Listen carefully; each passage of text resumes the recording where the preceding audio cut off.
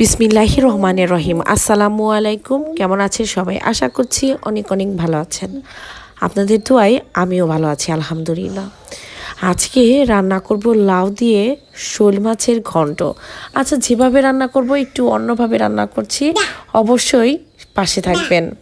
খুব ঝটপট সিম্পলভাবে কিভাবে রান্না করা যায় সেটাই আপনাদের সাথে প্রতিদিন শেয়ার করার চেষ্টা করি।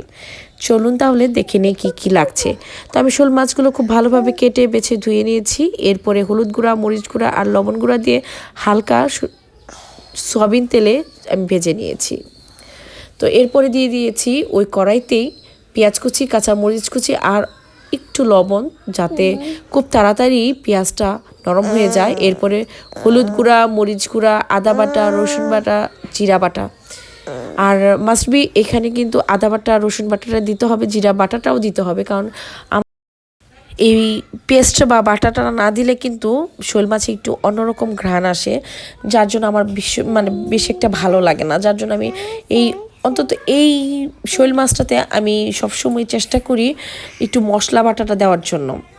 তো অল্প একটু পানি দিয়ে মশলাটা খুব ভালোভাবে কষিয়ে নিতে হবে। খুব ভালোভাবে নাড়াচাড়া করে মশলাটা কষানো হয়ে গেলে তখন দিয়ে দিব লাউগুলো দিয়ে খুব ভালোভাবে নাড়াচাড়া করে মশলার সাথে মিশিয়ে আমি ঢাকনা দিয়ে ঢেকে রাখবো প্রায় 15 মিনিট। বিশ্বাস করেন, লাউয়ের মধ্যে কোনো প্রকার পানি দিতে হয় না, আর খুব সহজেই লাউটা হয়ে যায়।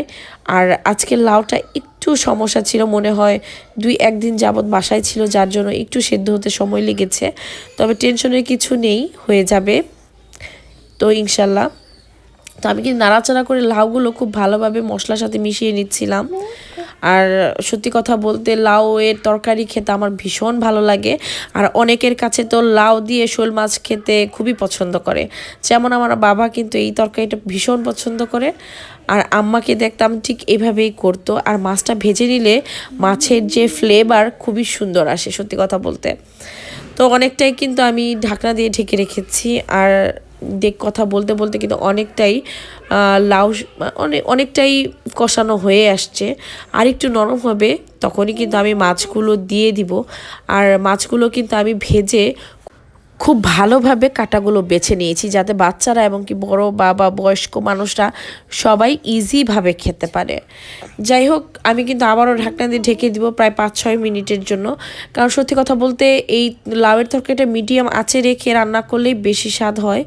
আর যেহেতু পানি উঠে, এর জন্য কিন্তু মিডিয়াম আঁচেই রাখতে হয়। যাই হোক, আমি অনেক কথাই তো বলে ফেললাম। তো বলতে বলতে সবচেয়ে ইম্পর্টেন্ট কথা বলি, আমার ভিডিও যদি আপনাদের কাছে ভালো লাগে অবশ্যই লাইক, শেয়ার, কমেন্ট করবেন। প্রত্যেকটা কমেন্ট আমার জন্য অনেক অনেক গুরুত্বপূর্ণ।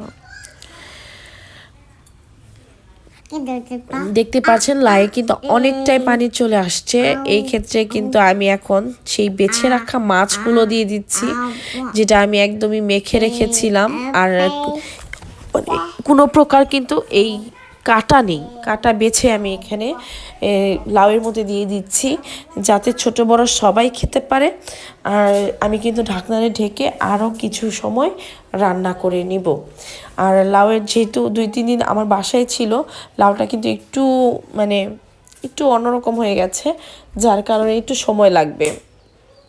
আর সত্যি কথা বলতে ভিডিওগুলো অনেক কেটে কুটে কিন্তু অনেক কিছু এডিটিং করে কিন্তু ছোট করা হয়।